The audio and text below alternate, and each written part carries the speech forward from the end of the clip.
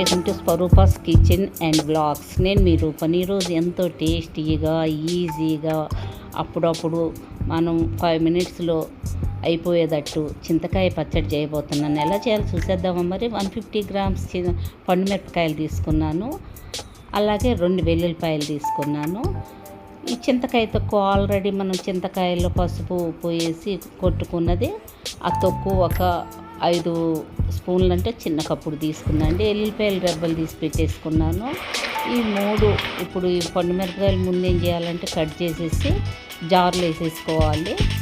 అలాగే మనం చింతకాయ తొక్కు తీసుకున్నాము, అది కూడా అందులో వేసేసుకోవాలి. ఒక్కసారి అయిపోతుందండి, అన్నీ ఒకసారి వేసేసుకోవచ్చు. అట్లాగనే వెల్లుల్లిపాయలు రెబ్బలు ఉన్నాయి కదా, అవి కూడా వేసేసుకుంటున్నాను. ఇప్పుడు ఈ చింతకాయ పచ్చడి మనం మిక్సీ పట్టుకోవాలండి. అంతా 5 మినిట్స్లో అయిపోతుందండి పచ్చడి.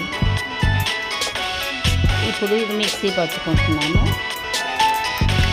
ఇంతలో మనం స్టవ్ వెలిగించేసుకొని ప్యాన్ పెట్టుకోవాలండి. ఇప్పుడు చూసారుగా చింతకాయ పచ్చడి రెడీ అయిపోయింది. మిక్సీ పట్టేస్తున్నాను. ఇట్లా మెత్తగా మనం పట్టుకోవాలి. ఇలా పట్టుకోవాలండి, పలుకు లేకుండా. ఈ స్టవ్ వెలిగించి ప్యాన్ పెట్టుకున్నాను కదండి, ఆయిల్ పోసుకున్నాను. ఆయిల్ హీట్ అయ్యాక మనం తాలింపు గింజలు వేసేసుకున్నాను. ఇప్పుడు వెల్లుల్లిపాయలు, శనగపప్పు ఏమో కొంచెం అంత వేసుకున్నానండి. వెల్లుల్లిపాయలు కూడా కొంచెం కచ్చిపిచ్చిగా మనం నలగొట్టి వేసుకోవాలి. పాయలు ఉడుగు దెబ్బలు ఇట్లా నలగొట్టుకొని వేసుకోవాలి. ఇవి కొంచెం వేగాక ఎండుమిరపకాయలు వేసుకోవాలి. వేసుకున్నాక కరివేపాకు కూడా మనం వేసుకోవాలి.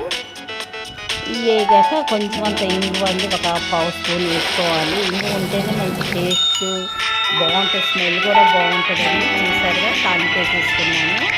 గుమగుమలాడుతూ ఉంటుందండి చింతకాయ పచ్చడి. ఇప్పుడు ఒక బౌల్లోకి ట్రాన్స్ఫర్ చేసుకుంటున్నాను. చూసారుగా. Thanks for watching. ఈ వీడియో మీకు నచ్చినట్లు లైక్ చేయండి, షేర్ చేయండి, కామెంట్ చేయండి, సబ్స్క్రైబ్ చేయడం మర్చిపోండి.